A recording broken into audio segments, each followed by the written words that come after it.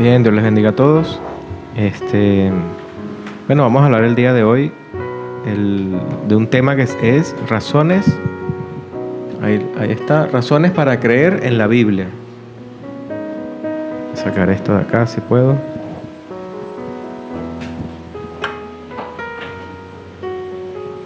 Razones para creer en la Biblia.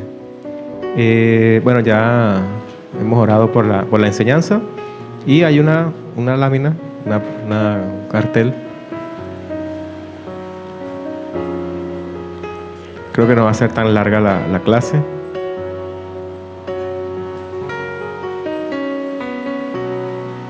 Cuando decimos razones son como causas o fundamentos o argumentos por los cuales nosotros creemos que la Biblia es la palabra de Dios. O sea, cuestiones que si nos preguntan por qué creemos que la Biblia es la palabra de Dios, tenemos como ciertas explicaciones, ¿no? Vamos a comenzar con esto, ¿no?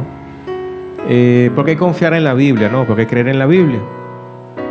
Algunos pueden decir que la Biblia es escrita por los hombres, ¿no? Que no es palabra de Dios, sino que es palabra de los hombres. Bueno, también los diarios y las revistas son escritas por los hombres también.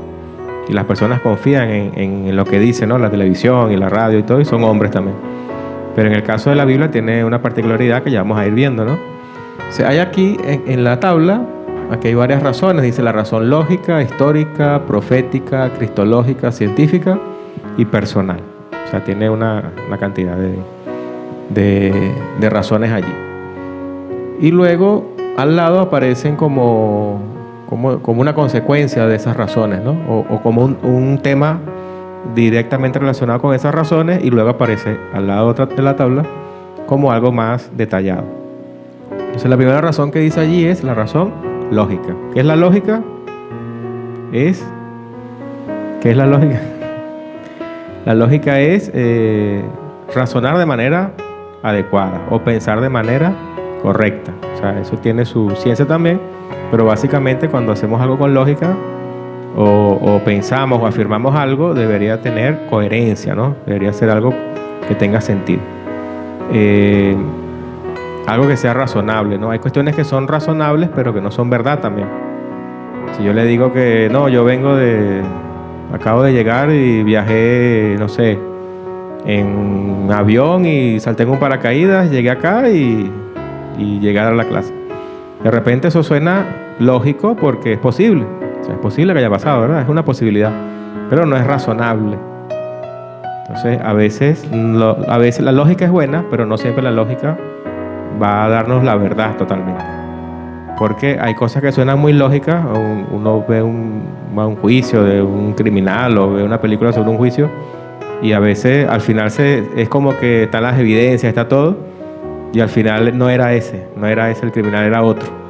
Entonces a veces la lógica no es que falla, sino que hace falta como un poco más. Entonces, por eso acá hay varias razones, ¿no? Esas razones se van acumulando y nos van diciendo que la Biblia es la palabra de Dios. Entonces, en la razón lógica que tenemos, que la Biblia tiene unidad. ¿Qué quiere decir unidad? La Biblia está compuesta por diferentes libros de diferentes autores. Es una colección de libros. Tenemos libros, como yo tengo abierto acá los Salmos, están los Proverbios, están los Evangelios. O sea, hay una cantidad de libros de autores que no se conocieron el uno al otro. Por lo general, los autores bíblicos, los que escribieron la Biblia, no se conocieron. Moisés no conoció vamos a decirlo así, a Lucas. Que Lucas escribió el Evangelio de Lucas y escribió el libro de los Hechos, por ejemplo. Esos dos libros los escribió Lucas. Y Moisés no lo conoció a él. Juan, el apóstol Juan, no conoció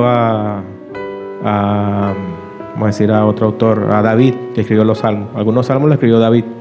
No se conocieron los autores, y a pesar de que no se conocieron y que escribieron en épocas diferentes, épocas distintas con muchos años de diferencia, a veces siglos de diferencia, la Biblia tiene una unidad. ¿En qué sentido? De que no se contradice.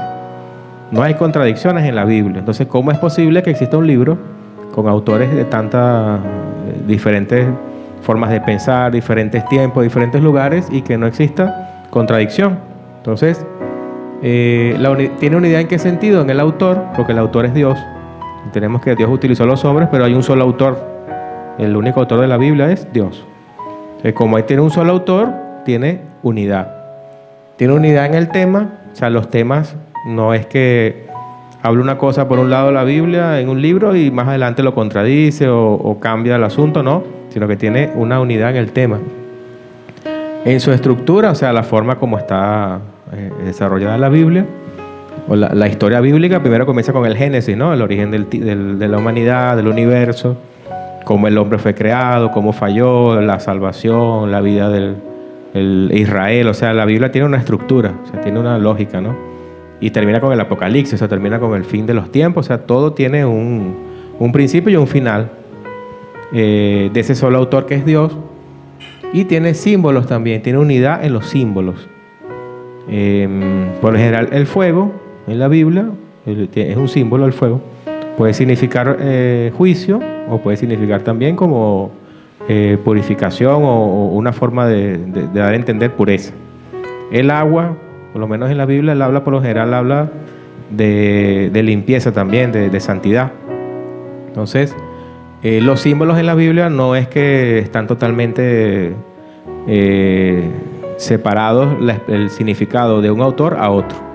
Por lo general, si vamos a la misma escritura y habla de algún símbolo y aparece en el Apocalipsis o aparece en Génesis, va a tener un significado único, ¿no? O sea, a veces no hay que dar tantas vueltas para entender algunos símbolos de la Biblia.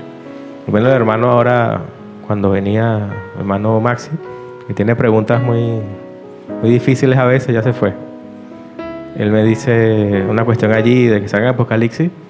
Y el Apocalipsis es un libro difícil, además. Es un libro difícil porque tiene muchos símbolos. Hay cuestiones que están claras, pero hay cuestiones que son difíciles.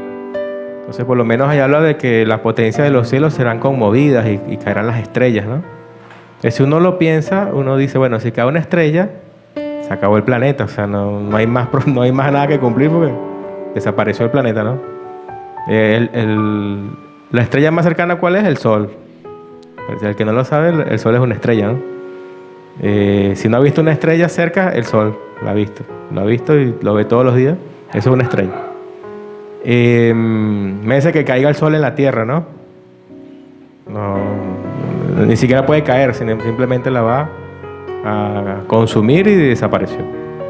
Entonces parece ser que la Biblia, cuando habla de la potencia de los cielos, está hablando de gobernantes, de gobiernos, de sistemas de gobierno. Entonces, como que en ese tiempo apocalíptico, los sistemas de gobierno, los emperadores, los reyes, los presidentes, se va a ver un momento donde eso se va a ser eliminado, ¿eh? Entonces, es un símbolo que está allí. Cuando uno va al Antiguo Testamento y habla se habla de algunos reyes o algunos juicios sobre los reyes, siempre Dios dice que los va a abatir, que se creen como que están en las alturas, que son como estrellas, como luceros, entonces Dios los abate, ¿no? Entonces parece ser que las estrellas en el Apocalipsis tienen que ver con eso, con sistemas de gobierno. Entonces eso es un símbolo que tiene una explicación dentro de la Biblia. Entonces la razón lógica es que la Biblia tiene unidad en todo, en profecías, en estructuras, símbolos, en autor y en tema. Entonces no es un libro, aunque tiene diferentes tipos de redacción en diferentes tiempos de nuestra historia, no es como algo que uno empieza a leer y no tiene sentido y leemos una cosa y luego cambia, no. Si lo estudiamos con calma, va a tener unidad. Otra razón es la razón histórica. O sea, si vamos a la arqueología, por ejemplo, la arqueología se encarga de estudiar, como desenterrar el pasado, ¿no? O sea, se investigan sitios, lugares, se hacen excavaciones, un montón de cuestiones allí para poder corroborar algunas informaciones. Entonces, en la arqueología se utiliza para comprobar algunas afirmaciones de la Biblia, tanto del Antiguo Testamento como del Nuevo, y hay algo que pasó importante que se conoce como los rollos del Mar Muerto. Bueno, por darles un ejemplo, el Lucas, que escribió el libro de los Hechos, ha sido utilizado por arqueólogos para facilitarles el trabajo, porque Lucas al parecer dio muchos detalles. En el tiempo de tal emperador sucedió tal cosa y da muchos detalles. Él era una persona bastante dedicada a lo que hacía Y hoy día, en su momento, algunas personas dijeron, algunos arqueólogos, vamos a ver si es verdad lo que dice Lucas. Y fueron a esos lugares y esos sitios donde Lucas afirmaba algunas cosas y encontraron escombros de esas ciudades, encontraron señales de que existieron esos reyes o esos emperadores. Entonces, la arqueología, lo que trato de decir es que la arqueología confirma lo que dice la Biblia. Si la Biblia habla de un lugar o de un sitio o de un acontecimiento en la historia, por lo general hay forma de comprobarlo con la Biblia. Ahí por lo menos estaba viendo una información en internet de que descubrieron una tablilla muy chiquitita de hace miles de años donde ya se ve la palabra Jehová en hebreo, ¿no? La Y, la H, pero esa Y y H de ese tiempo, ¿no? El punto es que los historiadores dicen que para esa época era imposible que Israel hubiese escrito algo de la Biblia, Moisés o qué sé yo, porque ellos dicen que en ese tiempo no existía, no tenían ellos la capacidad de escribir, o sea, no tenían la habilidad de escribir. Pero ahora la arqueología contradice eso, porque consiguieron una tablilla muy antigua en la época que supuestamente no sabían leer ni escribir, y ya se sabe que escribían. O sea, se sabe que escribían. Y lo curioso es que le dicen una tabla de maldición, le dicen, porque escribieron: Jehová te maldiga, Jehová, maldito seas por Jehová. Alguna situación pasó allí. Pues lo curioso es que encontraron esa tablilla y dice eso, de hace miles de años, donde supuestamente los israelitas no podían, no, es imposible que en esa época sepan leer y escribir. También consiguieron una vez pelo de camello en no sé en qué parte, donde decían que era imposible porque Abraham, cuando Abraham sale de la tierra de Ur y va a donde Dios les dijo que fuera, y llevaba camellos.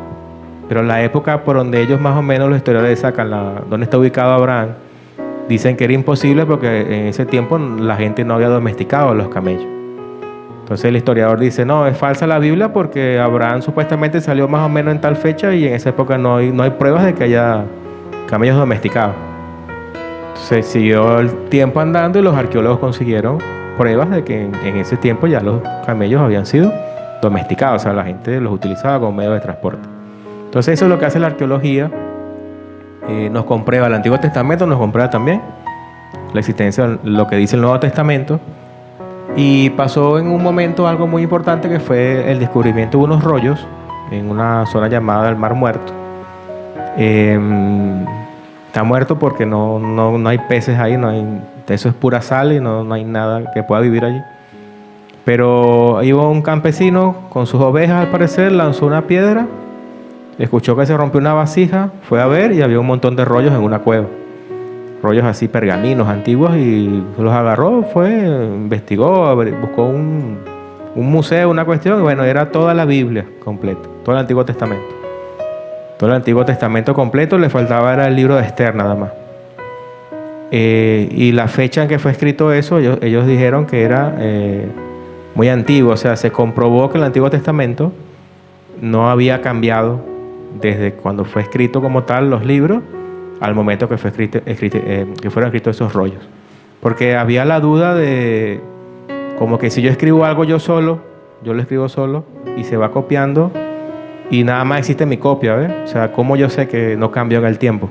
Yo le digo algo hoy a ustedes y de repente pasan 5 días, 5 meses o 5 horas y ¿qué fue lo que dijo el hermano?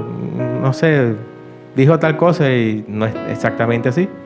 Entonces no había manera de comprobar el Antiguo Testamento. Claramente se había cambiado en el tiempo. Pero encontraron estos rollos en el Mar Muerto y eso ya quedó aclarado de que no ha sido alterado. El Antiguo Testamento no ha cambiado en nada, ¿no? Está la razón, allí dice profética. Eso la vamos a dejar de último porque vamos a leer una porción de la Biblia. La razón cristológica dice creyendo lo que Jesús creía. Bueno, Jesús citó mucho el Antiguo Testamento. Ahí donde dice autoridad del Antiguo Testamento, quiere decir que creemos también que el Antiguo Testamento es palabra de Dios porque Jesucristo mismo lo citó. O sea, él citaba siempre la Escritura, dándole al Antiguo Testamento un valor o dándole una importancia. La inerrancia, la otra vez dijimos que la inerrancia es que no se puede equivocar, que no tiene error. Entonces, el Antiguo Testamento también, por eso que hablamos de los rollos del Mar Muerto y todas estas cosas, sabemos que no contiene errores. Y la principal razón es que Cristo resucitó. O sea, la resurrección de Cristo es la principal razón de que creemos que la Biblia es verdad. Porque si Cristo no resucitó, entonces quiere decir que todo lo que Él hizo tendría que tener otra explicación. Por allí decía una vez un teólogo, un pensador, que si Cristo no resucitó realmente de los muertos, o sea, si no es Dios realmente Cristo, o estaba loco o estaba endemoniado. Porque si ustedes sacan de las posibilidades que Jesucristo no haya dicho la verdad, cuando todo lo que decía, todo lo que hizo, ¿qué opciones tenemos? Si alguien hoy día para nosotros dice que es el Cristo, que resucita muertos, qué sé yo, y que sana a los enfermos, de repente nosotros mismos seríamos incrédulos. Pero ¿cómo? O sea, más todavía nosotros que tenemos ya la Biblia, ¿no? Vamos a decir que está loco esa persona o que está poseída. Entonces este pensador decía, si Cristo todo lo que dijo era falso, entonces no hay opción, o él se creía que era el Mesías o estaba poseído por un demonio. Pero sabemos que el Señor sí resucitó porque es Dios mismo encarnado. Y eso comprueba la Biblia, porque el Padre, Dios Padre, no va a resucitar a una persona que esté mintiéndole a todos, ¿no? O sea, es como que el Padre honró a Cristo, ¿no? Lo resucitó de los muertos. Está avalando todo lo que Cristo dijo, todo lo que hizo. Si hubiese quedado en la tumba, es como que Dios no está de acuerdo con esa persona y la deja allí en el olvido. Como ha pasado con los grandes líderes religiosos que han pasado por la tierra y han muerto y han quedado allí. O sea, uno puede visitar las tumbas de muchos líderes de la antigüedad, de religiones, y no han resucitado. El único que ha resucitado es Cristo. Entonces esa es la razón cristológica, principalmente es la resurrección. Si uno le pregunta, ¿por qué crees que la Biblia es la verdad? La palabra de Dios, bueno, porque Cristo resucitó. Y si resucitó, quiere decir que todo lo que Él dijo es verdad. O sea, porque es como que alguien venga de los muertos como Él lo hizo, es como justificando de que todo lo que dijo es correcto. La razón científica, ahí dice el origen de la creación, o sea, el origen de todo lo que vemos, ¿no? O sea, del universo, de la vida y de la mente. La Biblia enseña que Dios creó, Génesis 1:1, Dios creó los cielos y la tierra en el principio, o sea, Dios creó todas las cosas. Hay teorías científicas que hablan de un principio también, no vamos a entrar en detalle en eso, pero dicen básicamente que el universo no es eterno, o sea, que hubo un momento donde el universo comenzó a existir. Entonces, si comenzó a existir, quiere decir que tuvo un origen, o alguien lo originó. No puede ser que vino de la nada, ¿no? Entonces sabemos que por la Biblia el que originó el universo es Dios. Antes no se creía eso. Antes la ciencia afirmaba de que el universo era eterno. Ellos decían, no, ese sol que está allí siempre ha existido. ¿De dónde viene? No, de ningún lugar, siempre ha existido. ¿Y ese planeta de dónde viene? No, siempre ha existido ese planeta. O sea, no es que... para nosotros ya eso no es muy lógico, porque ya los descubrimientos que hubo confirmaron lo que la Biblia dice, que el universo no es eterno, sino que comenzó a existir y Dios lo trajo a existencia. Eso fue el amigo Albert Einstein, que hizo unas ecuaciones allí y le dio como resultado que el universo tenía un principio. O sea, como que iba retrocediendo en el tiempo con su ecuación, con su matemática, y dijo, para que esto funcione, y si esto es verdad, tiene que haber un principio, tiene que haber un momento donde no hubo universo. Y él mismo en su situación cuentan que al ver ese resultado, él dijo, no, ya los religiosos van a decir que fue Dios. Entonces él quiso sabotear su propia fórmula. Eso está en la historia. Einstein, al ver eso, dijo, voy a sabotear esto, y intentó buscar la salida de que no, que el universo es eterno, y no pudo. Él mismo con su propio descubrimiento no pudo darle la vuelta para decir que no hubo un principio. Lo digo porque a veces por ahí salen en Facebook y cosas como Albert Einstein como cristiano, como que no, que una historia allí de que el mal no existe porque es ausencia del bien, la luz, no sé qué. Y al final ese niño era Albert Einstein. O sea, siempre Albert Einstein, todo el mundo lo quiere para su grupo, ¿no? No era ateo como tal, era judío, pero no, tampoco era un muy buen judío. no practicaba el judaísmo, él creía que Dios era el universo. Él creía que Dios era el universo y que la mente de Dios era una fórmula que él toda su vida buscó. Esa fórmula murió, nunca la consiguió, y luego hay otras personas que siguen esa búsqueda y no consiguen esa fórmula. Entonces no era ateo, ni era creyente tampoco, ni era cristiano ni era judío. Nació como en el pueblo judío, pero no practicó el judaísmo. Él era panteísta, no sé si se acuerdan cuando hablamos del panteísmo. Panteísmo es el que cree que todo es Dios. Yo soy Dios, la silla es Dios, el aire es Dios, los árboles son Dios. Entonces Einstein era panteísta. No creía en un Dios personal con el que podía relacionarse. Él creía que todas las cosas eran Dios.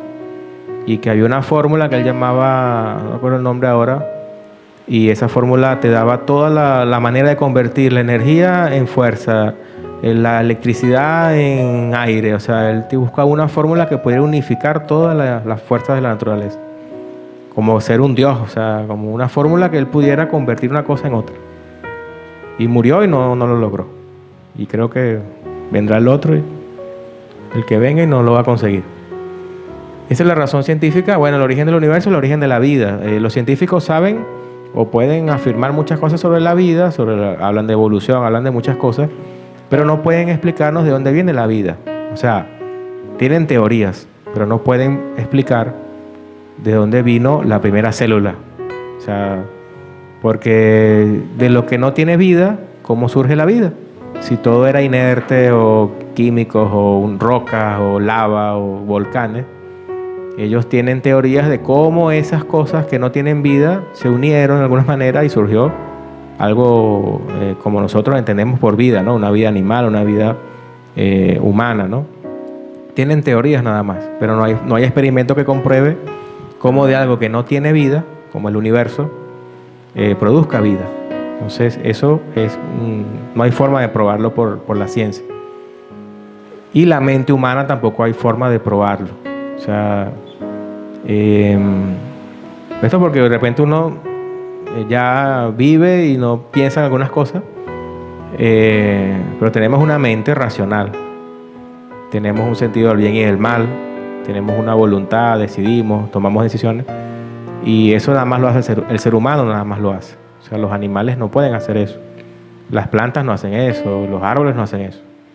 Entonces, nuestras mascotas, el perro o el gato, ellos trabajan por un instinto que tienen y uno le atribuye a ellos cosas que no están realmente allí. O sea, no tienen una mente racional, o sea, no tienen una capacidad de decir yo soy perro. O sea, yo soy perro y mira, me siento así y creo que esta comida no me gusta más. O sea, no es posible eso. No sé si ha visto alguna vez eso, le ha pasado.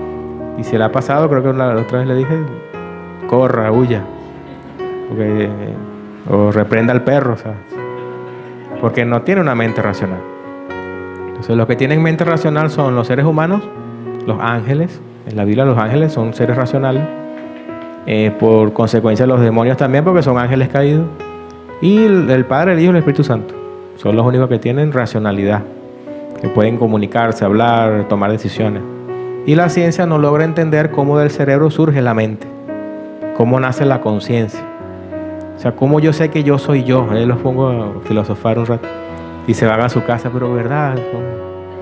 O sea, cómo yo sé que yo soy yo y no soy otro. O sea, cómo yo puedo tener conciencia de que existo, de que camino, de que... yo veo una foto mía cuando tenía 5 años, cuando tengo 10, cuando tengo 20 y digo, ese soy yo. Pues se ha cambiado todo, sí. O sea, cómo yo sé que mi identidad se ha mantenido en el tiempo, ¿sabes? Eso es la conciencia. Eso es lo que Dios nos ha dado.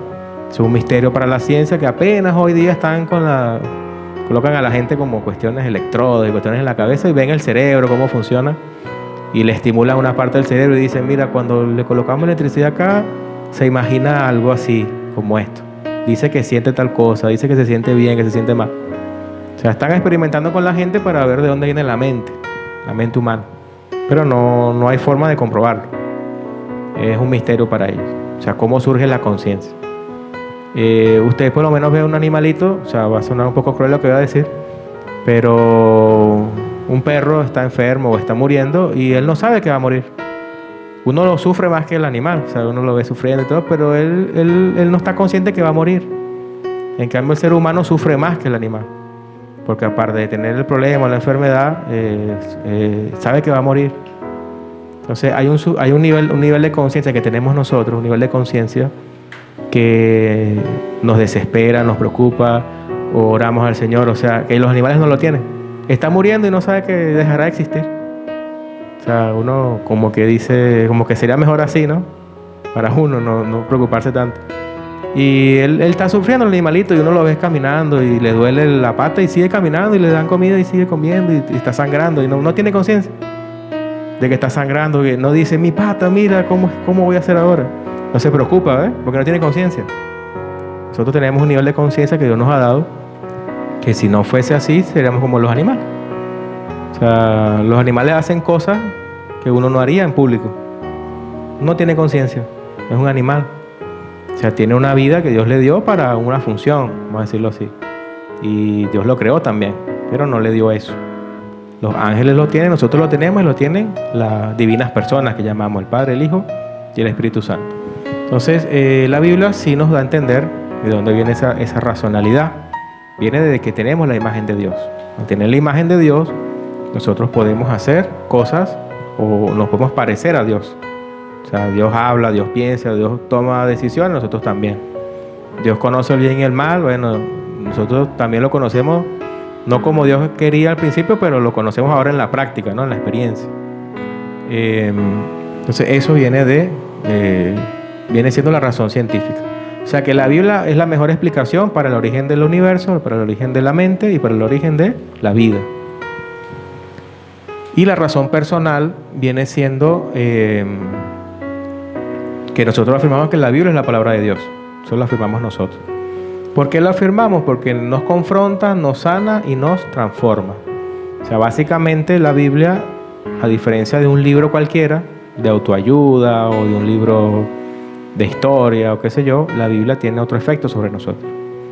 Tiene un efecto sobrenatural, o sea, tiene un efecto distinto sobre la vida del hombre, porque nos confronta con nuestro pecado, nos sana espiritualmente, físicamente, mentalmente, y nos transforma también, o debería transformar nuestras vidas. Eso no lo hace otro libro. Te lee otro libro y le puede aportar algunas cosas, pero no, lo que hemos tenido esa experiencia sabemos que no es lo mismo, ¿eh? Y eso que no es lo mismo es Dios mismo obrando a través de su palabra. Entonces yo dejé la razón profética de última. Vamos a buscar un momento Ezequiel 26. ¿Qué quiere decir la razón profética? De que hay profecías en la Biblia que se han cumplido.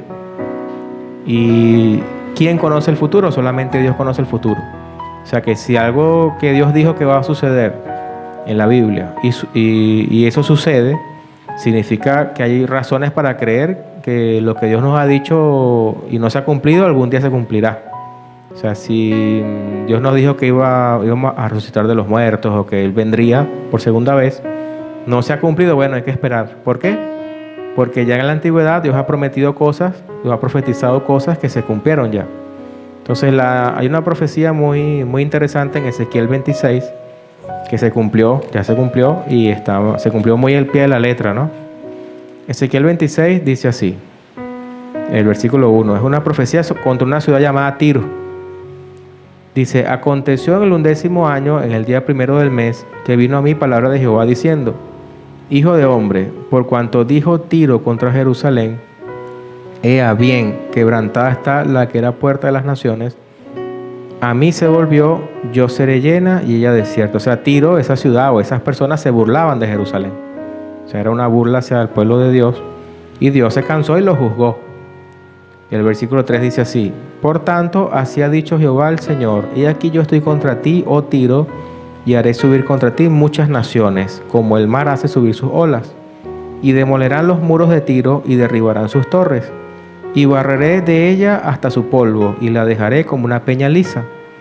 Tenderé de las redes, será en medio del mar, porque yo le he hablado, dice Jehová el Señor, y será saqueada por las naciones.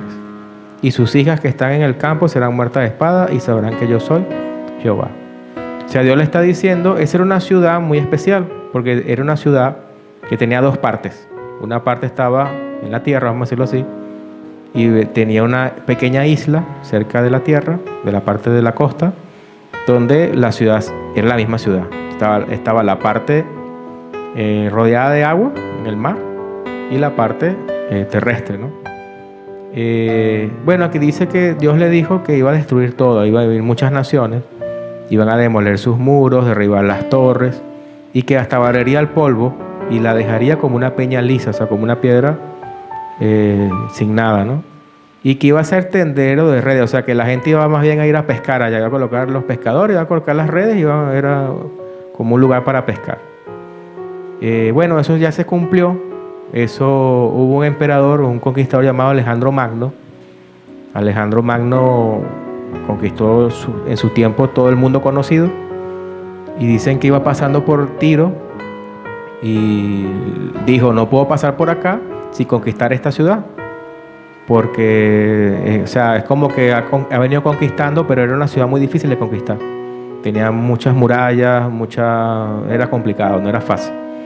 Pero moralmente él tenía que conquistarla, porque no podía seguir como que, bueno, después lo conquistó, no, ya le tocaba ese momento. Y se decidió hacerlo. Y él convocó muchos de los lugares que ya había conquistado. Iban muchos barcos, muchos soldados en contra de Tiro. Y lo que pasó fue que la parte que estaba en la costa, ellos la conquistaron finalmente. Destruyeron todo, pero no podían conquistar la parte de la isla, porque cada vez que se acercaban con los barcos, ellos lanzaban piedras, las personas tenían muchas formas de defenderse y les era imposible. O sea, intentaron por mucho tiempo y no lograban destruir esa parte. Entonces se le ocurrió algo a Alejandro Magno. Bueno, Dios tenía que cumplir su profecía, y tomaron todos los escombros de la costa y los lanzaron al mar. Tardaron meses y meses lanzando al mar para crear un camino sobre la tierra, porque estaba muy cerca de la costa y se podía hacer algo así. Y así pasaron meses y meses los soldados lanzando escombros de la ciudad al mar, hasta que se formó un pequeño puente entre la costa y la ciudad amurallada, pero en la isla. Y por ahí pasaron los soldados. Ahí tomaron la ciudad, destruyeron todo, no dejaron ni el polvo, porque aquí dice que el polvo iba a ser arrojado. Dice acá en el versículo 4: y demolerán los muros de Tiro y derribarán sus torres, y barreré de ella hasta su polvo, y la dejaré como una peña lisa. O sea, ellos dejaron todo vacío, la costa, todo escombro para el mar. Destruyeron las murallas. Y hoy día, ¿qué es Tiro y Sidón? Eso usted lo busca en internet y sale. Tiro es un tendero de redes. Ahí van los pescadores. La ciudad que era muy famosa, muy poderosa, hoy día van son los pescadores, colocan las redes ahí en ese caminito que dejó Alejandro Magno, colocan las redes y la gente va a pescar. O sea, se cumplió la profecía, pero al 100%. O sea, es algo bastante impresionante cuando uno lo piensa y cuando uno lo ve en la historia, porque eso está allí. Hoy con la internet podemos ver estas cosas y puedes revisar la historia de Tiro y Sidón y cómo Alejandro Magno las conquistó. Y se cumple esto que está acá. O sea, Dios dijo que le iba a destruir y hasta el polvo iba a arrojar al mar. Y así lo hizo. Y que iba a quedar para tenderos de redes, y así fue. Entonces es una razón para creer en la Biblia. ¿En qué sentido? Bueno, si Dios ha prometido cosas y las ha cumplido antes, Dios existe y Dios conoce el futuro y nos dejó la Biblia y dice que hay cosas que faltan por cumplir, promesas que nos ha hecho en la Escritura, y eso debemos pensar de que va a suceder algún día también. Para terminar, la segunda lámina. Bueno, vimos todas esas razones y acá hay un pequeño comparación entre aquí hay autores de diferentes libros: la Ilíada de Homero, las guerras galas, Platón, Aristóteles, gente de la antigüedad. Y aquí dice cuándo se escribió más o menos el libro que sale allí. Por ejemplo, la Ilíada de Homero se escribió en el año 900 a.C., o sea, hace bastante tiempo.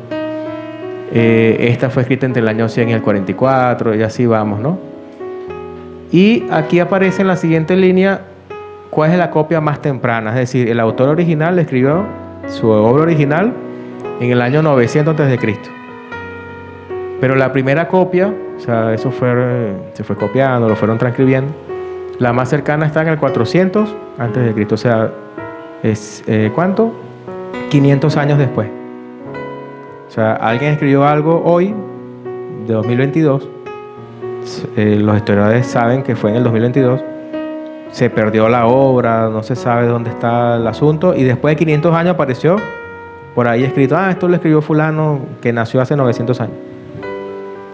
¿Y cuántas copias hay? Solamente 643. O sea, en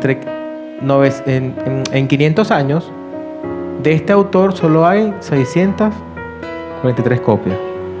Del siguiente autor, en 1000 años de diferencia entre el momento que lo escribió y cuando aparecieron las copias, hay solamente 10 ejemplares.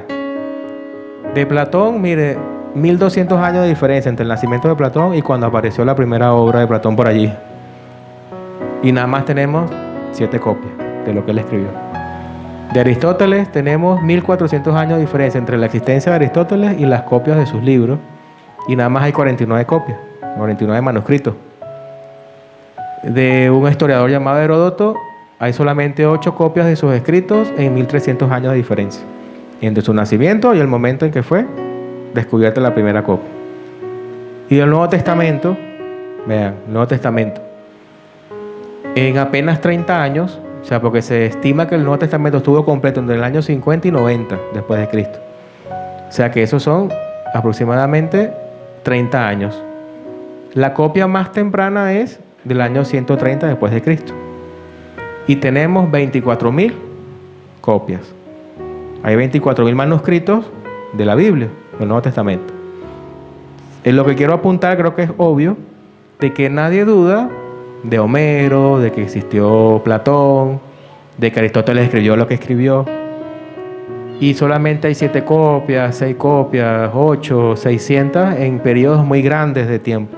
Entre el hecho y el escrito. Hay mucha diferencia de tiempo. Y de la Biblia, en apenas 30 años aparecieron 24.000 copias. Se han descubierto y capaz ahora estamos hablando y descubren más. Entonces, ¿es confiable o no es confiable la Biblia? Si le aplicamos los métodos de los historiadores y de los que saben de esto, es obvio de que deberíamos confiar más en lo que dice la Biblia que en lo que dice Platón. Yo estoy más seguro de que lo que dice la Biblia es lo que el autor quiso decir que lo que dijo Platón, porque tengo 24.000 copias para comparar. ¿Qué dice esto? ¿Qué dice esta? Sí, es lo mismo. De Platón tengo 7. Entonces confía que esos 7 que copiaron eso lo hicieron bien. Entonces, ese es lo que quería apuntar acá. O sea, también es confiable la Biblia por eso. Humanamente hablando es confiable porque tenemos muchos manuscritos que podemos comparar y podemos decir si hay contradicción, si no hay contradicción, si hay algo que está como equivocado. En cambio de otros libros, y de que la gente no duda de ellos, hay menos información. Entonces, si somos sinceros, deberíamos aceptar que la Biblia también pasa la prueba, ¿no? Este tipo de pruebas. Entonces, bueno, hermano, esta ha sido la clase de hoy. O sea, tenemos muchas razones para confiar en la Biblia. Desde Cristo, las profecías, la unidad de la Biblia, esta cantidad de manuscritos, o sea, tenemos razones. Pero la más importante es la que yo llamo allí la personal. O sea, porque pueden salir muchas cosas más adelante, ¿no? Evidencias que dicen, no, esto es falso, qué sé yo. Y nos pueden hacer pensar. Hace un tiempo salió como alguien diciendo que había conseguido la tumba de Jesús.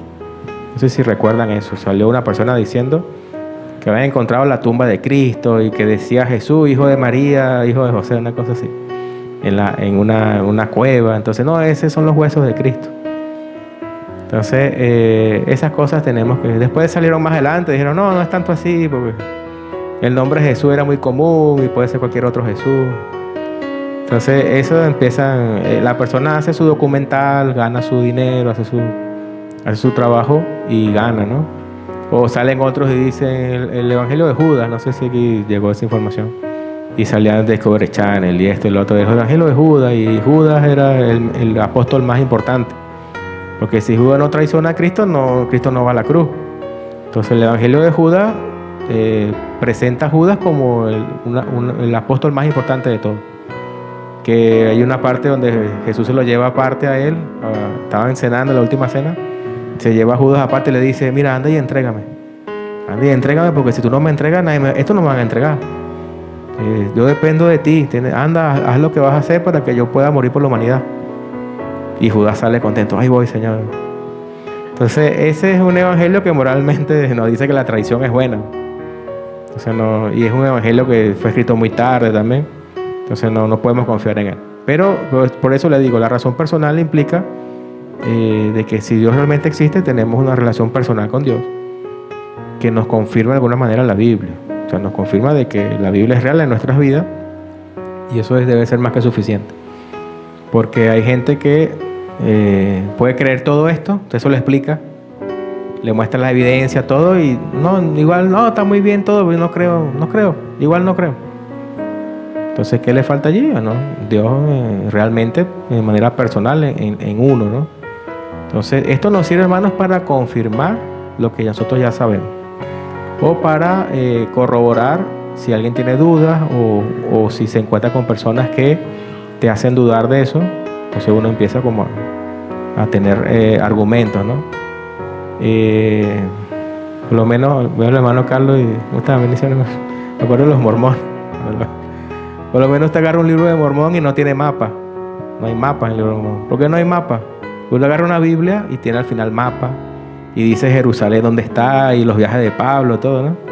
Y dónde está Tiro, Sidón. Pues te agarra un libro de Mormón, tiene puros dibujos de los aztecas, de Jesús con los indígenas mexicanos. No hay ni un mapa. ¿Por qué no hay mapa? Porque no hay comprobación arqueológica de que todo lo que dice ahí tenga sentido. Ellos nombran lugares, nombran guerras, batallas, pueblos completos, y la gente va donde supuestamente debe ser, los arqueólogos, y no hay nada aquí. O sea, no hay confirmación de ningún tipo del libro de Mormón. Ellos dicen que en el futuro aparecerá, pero ese es un punto importante. Agarra una Biblia, vaya al final de la Biblia y va a ver los mapas, va a ver los viajes, los que dice la Biblia. Usted va, mira, sí existe Éfeso. Ay, sí existe Éfeso, y ahora se llama así. Y ahora Tiro y Sidón ahora es Turquía. Ahora se llama Turquía. Entonces, existe.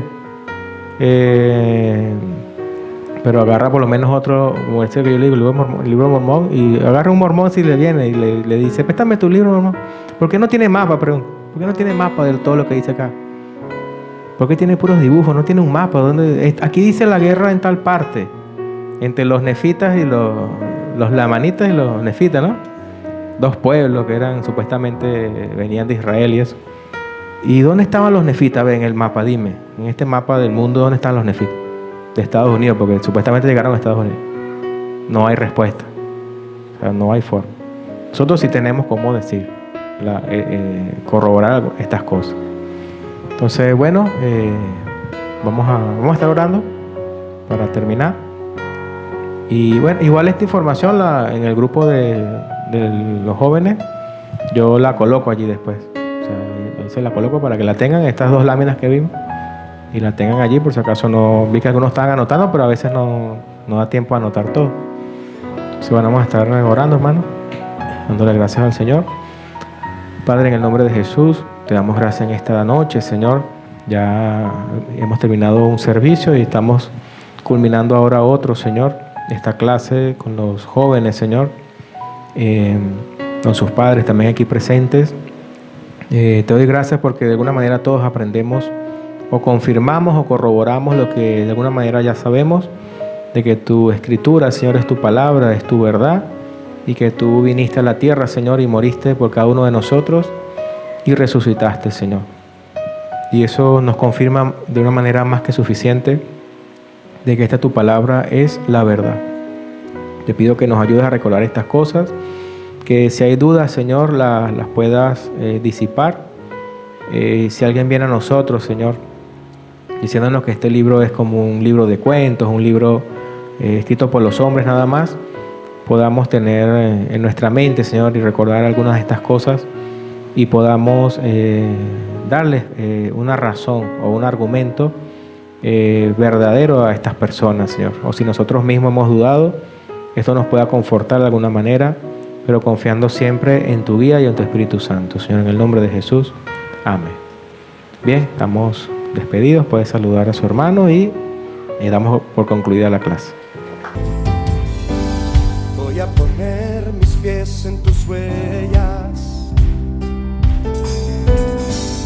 voy a fijar mis ojos en ti.